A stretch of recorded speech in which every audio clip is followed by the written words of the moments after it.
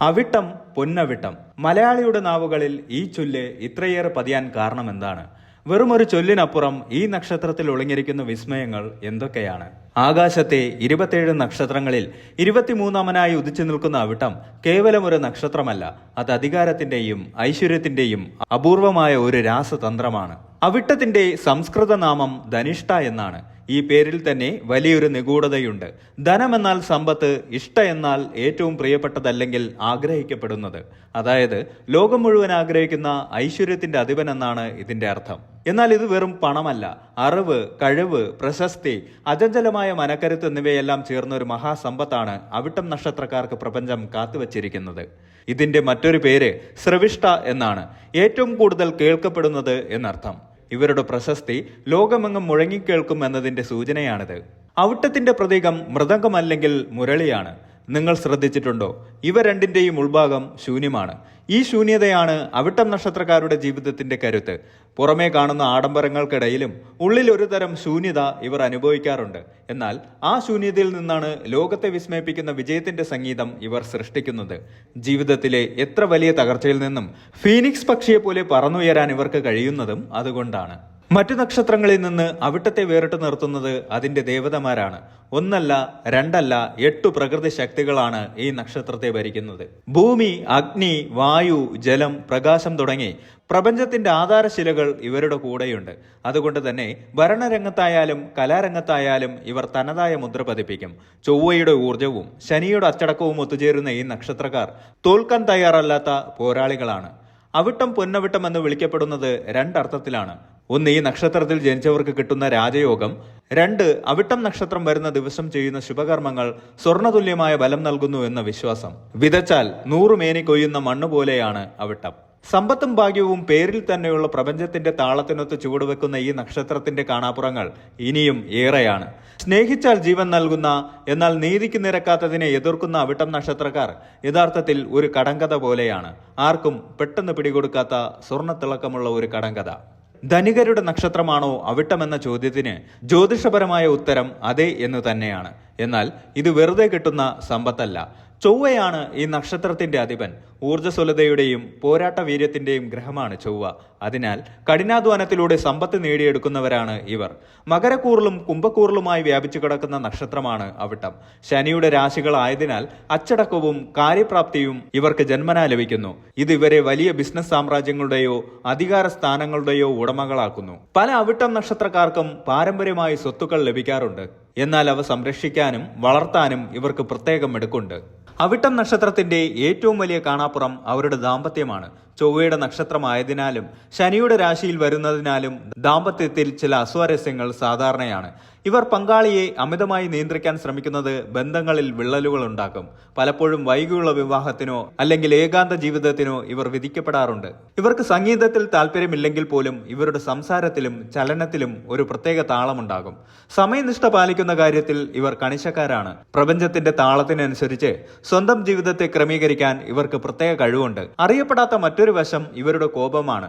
ശാന്തരായി കാണപ്പെടുമെങ്കിലും ആരെങ്കിലും തങ്ങളെ ദ്രോഹിച്ചാൽ അത് മറക്കാനോ പൊറുക്കാനോ ഇവർക്ക് ബുദ്ധിമുട്ടാണ്. കൃത്യമായ സമയം നോക്കി ഇവർ തിരിച്ചടിക്കും. അവിട്ടം നക്ഷത്രം 2 രാശികളിലായി വ്യാപിച്ചു കിടക്കുന്നു.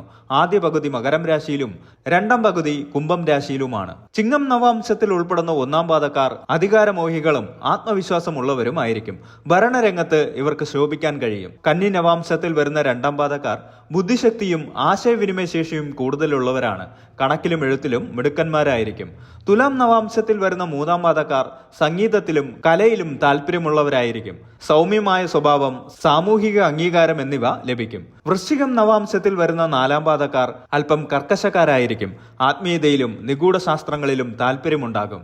അവിട്ടം നക്ഷത്രക്കാർക്ക് അനുയോജ്യമായ തൊഴിൽ മേഖലകൾ നോക്കുമ്പോൾ സംഗീതം, സാങ്കേതിക വിദ്യ, ഭരണം, വൈദ്യശാസ്ത്രം, കല തുടങ്ങിയ മേഖലകളിൽ ഇവർക്ക് ശോഭിക്കാൻ കഴിയും. അവിട്ടം നക്ഷത്രക്കാർക്ക് പിത്തസംബന്ധമായ അസുഖങ്ങൾ വരാൻ സാധ്യതയുണ്ട്. കാലുകൾക്ക് പരിക്കേൽക്കാനോ അല്ലെങ്കിൽ ഞരമ്പ് സംബന്ധമായ പ്രശ്നങ്ങൾക്കോ സാധ്യതയുണ്ട്. കൃത്യമായ വ്യായാമവും ഭക്ഷണക്രമവും ഇവർക്ക് ആവശ്യമാണ്. ഈ നക്ഷത്രം മോക്ഷത്തിന് പ്രാധാന്യം നൽകുന്നതാണ്.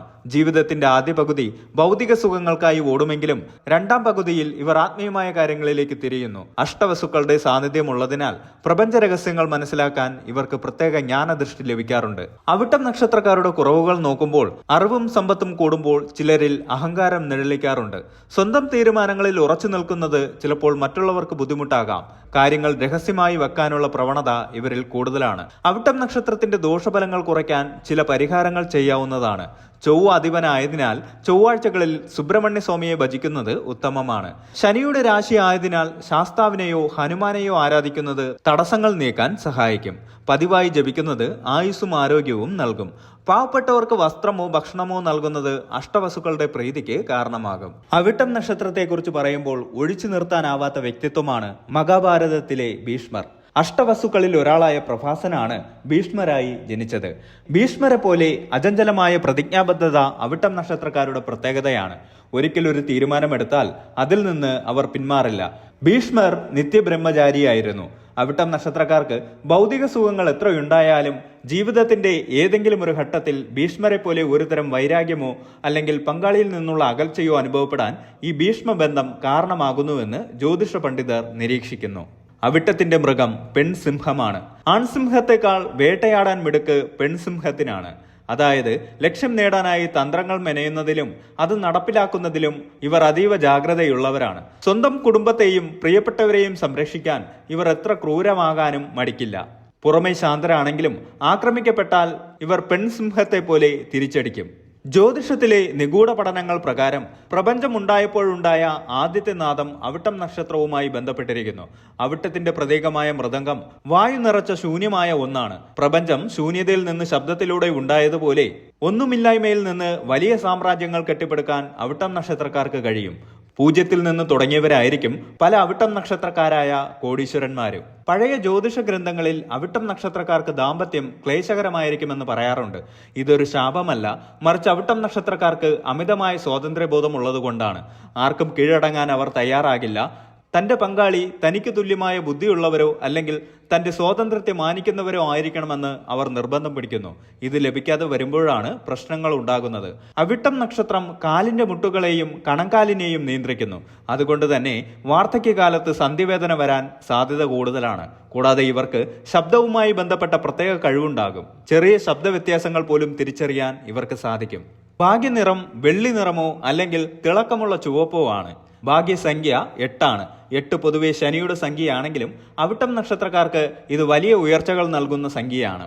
അവിട്ടം എന്നത് കേവലം പണമുണ്ടാക്കാനുള്ള യോഗമല്ല, മറിച്ച് നാദത്തെയും ഊർജത്തെയും നിയന്ത്രിക്കാനുള്ള പ്രപഞ്ചത്തിന്റെ വരദാനമാണ്. സ്വർണം പോലെ ഉരുകി തിളക്കം വെക്കുന്ന സ്വഭാവമാണ് ഇവരുടേത്. ഇവർ അനുഭവിക്കുന്ന ഓരോ കഷ്ടപ്പാടും അവരെ കൂടുതൽ തിളക്കമുള്ളവരാക്കി മാറ്റുന്നു. സമ്പത്ത്, പ്രശസ്തി, അധികാരം എന്നിവയെല്ലാം ഈ നക്ഷത്രക്കാർക്ക് കയ്യെത്തും ദൂരത്തുണ്ടാകും. എന്നാൽ അവയെല്ലാം അനുഭവിക്കണമെങ്കിൽ ഇവർ സ്വന്തം മനസ്സിനെ നിയന്ത്രിക്കാനും മറ്റുള്ളവരോട് വിട്ടുവീഴ്ച ചെയ്യാനും പഠിക്കണം. അവിട്ടം പൊന്നവിട്ടം എന്നത് അക്ഷരാർത്ഥത്തിൽ സത്യമാകണമെങ്കിൽ ഉള്ളിലെ ശൂന്യതയെ ഭക്തി കൊണ്ടും സ്നേഹം കൊണ്ടും ഇവർ നിറയ്ക്കേണ്ടതുണ്ട്. നിങ്ങളുടെ ജീവിതത്തിൽ ഒരു അവിട്ടം നക്ഷത്രക്കാരനുണ്ടെങ്കിൽ അവരുടെ കഠിനമായ പുറന്തോടിനുള്ളിൽ വളരെ മൃദുവായ സ്നേഹമുള്ള ഒരു ഹൃദയമുണ്ടെന്ന് മനസ്സിലാക്കുക. താളപ്പിഴകളില്ലാത്ത ഒരു ജീവിതം കെട്ടിപ്പടുക്കാൻ അവിട്ടം നക്ഷത്രക്കാർക്ക് എന്നും സാധിക്കട്ടെ.